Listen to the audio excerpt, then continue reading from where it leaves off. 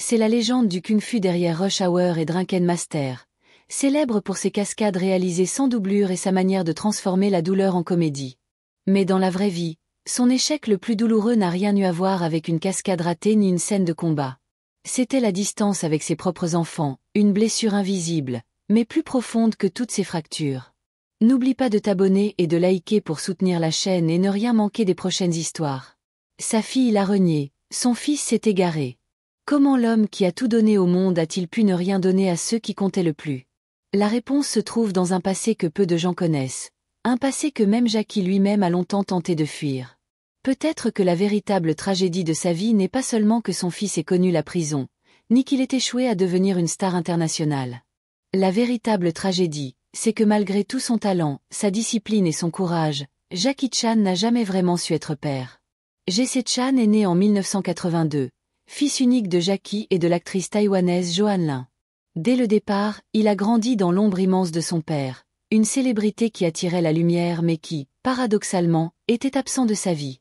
Dans son autobiographie Je ne grandirai jamais, Jackie avoue qu'il n'était presque jamais là durant l'enfance de son fils. Pendant une grande partie de sa vie, nous n'avons pas été ensemble, écrit-il.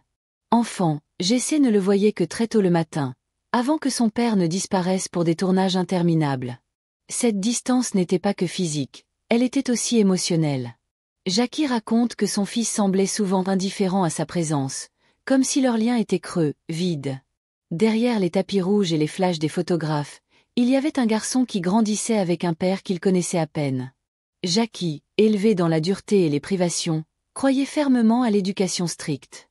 Joan Lin, au contraire, protégeait et couvrait Jesse d'attention. Cette dynamique a creusé un fossé.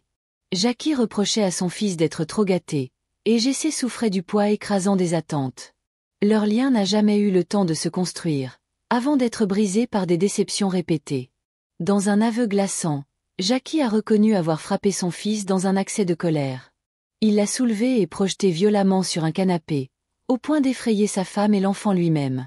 Bouleversé par sa propre brutalité, il a juré de ne plus jamais lever la main sur lui. Mais les cicatrices émotionnelles ne disparaissent pas avec une promesse. Elles s'impriment dans la mémoire et façonnent des vies. Jesse a tenté de suivre un parcours académique en intégrant le College of William and Mary, en Virginie, mais il a abandonné après 2 semestres. Tout ce qu'on voit en Virginie, ce sont des moutons, plaisantait-il un jour au New York Times. Derrière l'humour se cachait un malaise profond. Il ne trouvait pas sa place. En 2003, il est retourné à Hong Kong pour tenter sa chance dans la musique et le cinéma, espérant enfin se construire une identité hors de l'ombre paternelle. « Je ne veux pas que mon père m'aide, disait-il. Je veux prouver au monde que je peux réussir seul. » Mais le monde n'a pas voulu l'écouter. Son premier album a été un échec commercial. Ses films ont été démolis par la critique. En 2012, la comédie d'action Double Trouble n'a rapporté que $9 000 lors de ses premières semaines d'exploitation à Hong Kong. Les critiques l'ont jugé banal, sans intérêt. Et surtout, la comparaison revenait sans cesse. Jesse n'avait aucune chance face à la légende vivante qu'était Jackie. Malgré ses talents, il joue de plusieurs instruments, compose et écrit ses propres chansons. Il a été perçu comme un échec. Plus il essayait de s'affirmer, plus il devenait évident que le public ne voulait pas d'un Jackie Chan au rabais. Puis est arrivé le 20 août 2014. La police de Pékin a perquisitionné son appartement et découvert plus de 100 grammes de marijuana. Jesse a été arrêté, inculpé non seulement pour possession de drogue, mais aussi pour avoir fourni un lieu à d'autres pour en consommer, un crime bien plus grave en Chine. L'acteur Cai Cao, également impliqué, a été libéré après 2 semaines. Jesse, lui, est resté 148 jours en détention avant son procès. Et Jackie? Il n'est pas intervenu. Pas d'influence, pas de faveur. Il n'a pas tiré de ficelle, il ne s'est même pas présenté au procès. J'étais furieux, a-t-il déclaré plus tard. En tant que personnalité publique, j'ai honte. En tant que père, je suis triste et déçu. Mais celle qui a eu le cœur le plus brisé, c'est sa mère. Au tribunal, Jesse a assumé ses actes. J'ai enfreint la loi et je dois être puni, a-t-il dit. Il a été condamné à 6 mois de prison et à une amende. À sa sortie, en février 2015, il a publié des excuses publiques. Je n'ai aucune excuse. J'ai fait une erreur. À partir de maintenant, je vivrai comme un citoyen respectueux de la loi. Jackie, symboliquement, lui a coupé les cheveux, un geste de renouveau. En 2016, père et fils ont joué ensemble dans Railroad Tigers. Mais Jesse a été à peine mentionné dans la promotion. Leur relation semblait s'adoucir, mais la distance n'a jamais été comblée. Jackie a lui-même reconnu avoir été inspiré par Will Smith, qui portait littéralement son fils Jaden sur son dos lors du tournage du remake de Karate Kid. « J'étais trop chinois, trop traditionnel », a-t-il admis. En voyant Will soutenir son fils chaque jour, je me suis demandé, pourquoi suis-je si rigide? Mais le changement est venu trop tard. En 2011 déjà, Jackie avait publiquement annoncé qu'il ne léguerait pas son immense fortune estimée à plus de 400 millions de dollars à Jesse. S'il est capable, il gagnera son propre argent. Sinon, il gâchera le mien, avait-il lancé sans détour. Cette déclaration sonnait comme une condamnation publique, une manière de dire au monde entier qu'il ne croyait pas en son fils. Depuis, Jesse s'est effacé des projecteurs. Il a sorti une chanson intitulée In Search of Darkness, une ballade sombre sur la douleur du passé et l'espoir fragile d'un avenir. Mais dans le monde du divertissement chinois, sa réputation est irrémédiablement abîmée. Les grandes entreprises refusent de collaborer avec des artistes ayant eu des condamnations liées à la drogue. Jesse vit désormais dans une discrétion presque totale, loin des paillettes, loin des scandales. Jackie, lui, continue de briller sous les projecteurs. Mais derrière l'image de l'homme invincible, un constat reste amer. Il a bâti une légende mondiale, mais il n'a jamais su construire un pont solide vers son propre fils. Jackie Chan, plus jeune que Bruce Lee, débuta comme simple cascadeur anonyme dans plusieurs films hongkongais. Il participa même, brièvement et de façon discrète, à certaines productions où Bruce Lee tenait la vedette, acceptant les coups et les chutes spectaculaires pour quelques billets. Cette expérience, bien que modeste, lui permit d'observer de près la précision des gestes de Bruce, son charisme naturel et son exigence physique hors norme. Contrairement à Lee, qui incarnait une force dramatique et une intensité quasi mystique à l'écran, Jackie choisit un chemin différent, mêler l'art martial à l'humour, transformer chaque combat en chorégraphie inventive, où la douleur se confondait avec le rire. C'est cette singularité qui allait le distinguer et l'imposer comme un héritier inattendu. Son enfance fut marquée par une discipline de fer. Inscrit très jeune à l'Opéra de Pékin, Jackie Chan apprit la gymnastique, l'acrobatie, le chant et le théâtre. Cette formation, rude et sans concession, lui donna un corps incroyablement souple et une maîtrise spectaculaire de ses mouvements. Mais elle lui forgea aussi un mental à toute épreuve, endurer la souffrance, recommencer sans cesse, jusqu'à atteindre la perfection. Cette école de vie, où il subissait les coups de bâton et les exercices épuisants, allait plus tard nourrir son style unique, basé sur l'endurance, l'agilité et l'improvisation. Après avoir enchaîné les seconds rôles, il réussit à obtenir l'attention du public grâce à des films où il incarnait des héros maladroits, souvent dépassés par les événements, mais dotés d'une résilience étonnante.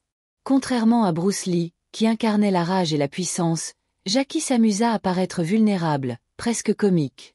Il tombait, trébuchait, utilisait des objets du quotidien, une chaise, une échelle, une poêle de cuisine pour se défendre avec une créativité débordante. Chaque coup de poing devenait une improvisation, chaque chute une performance. Le public riait, mais admirait en même temps son courage. L'une des grandes forces de Jackie Chan fut d'assumer ses cascades lui-même. Là où Bruce Lee impressionnait par sa vitesse et sa détermination, Jackie séduisit en risquant sa vie devant les caméras, refusant les doublures et multipliant les blessures réelles. Bras cassés, mâchoire fracturée, entorse, commotion. Son corps porte encore aujourd'hui les cicatrices de cette carrière où le danger était constant. Dans Police Story, l'une de ses œuvres les plus emblématiques, il réalisa une cascade où il chute du toit d'un centre commercial en passant par plusieurs balustrades, un saut qui aurait brisé n'importe qui. On raconte qu'il s'est fracturé les chevilles à plusieurs reprises, mais il se releva pour répéter la scène jusqu'à obtenir le plan parfait. Le public ignorait tout de cette souffrance, voyant seulement un spectacle impeccable et un héros invincible.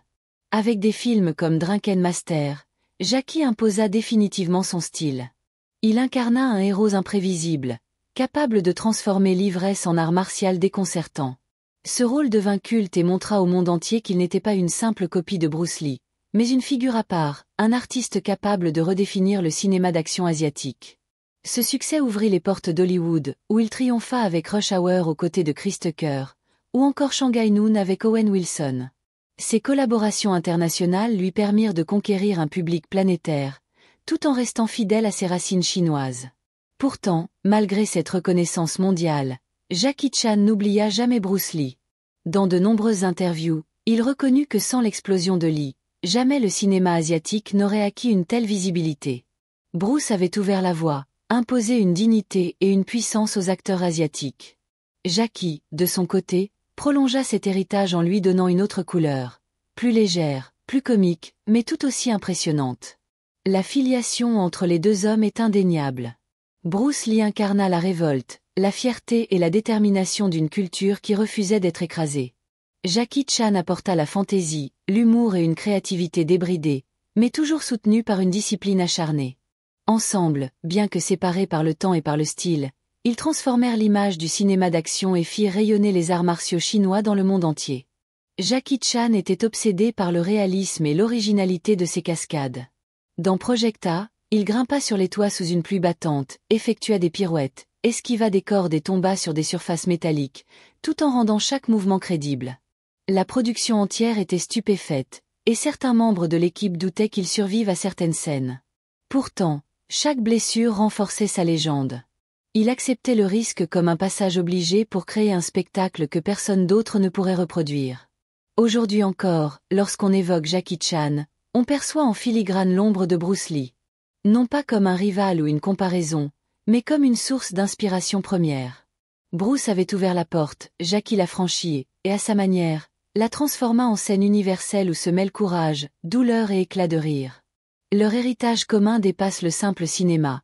Il incarne une philosophie de vie, faite de persévérance, d'audace et d'authenticité. Chaque tournée, chaque film, chaque cascade a contribué à sculpter un homme capable de surmonter l'impossible. Les jeunes générations continuent de le vénérer, non seulement pour ses prouesses martiales, mais pour sa capacité à transformer la souffrance en article. Les anecdotes sur ses blessures sont légion, et pourtant, il sourit encore aux caméras, prêt à relever le défi suivant, comme si chaque cicatrice racontait une leçon de vie. Si toi aussi tu veux découvrir d'autres histoires incroyables sur Jackie Chan et d'autres légendes du cinéma d'action, n'oublie pas de t'abonner et de liker la vidéo pour ne rien manquer des prochaines histoires.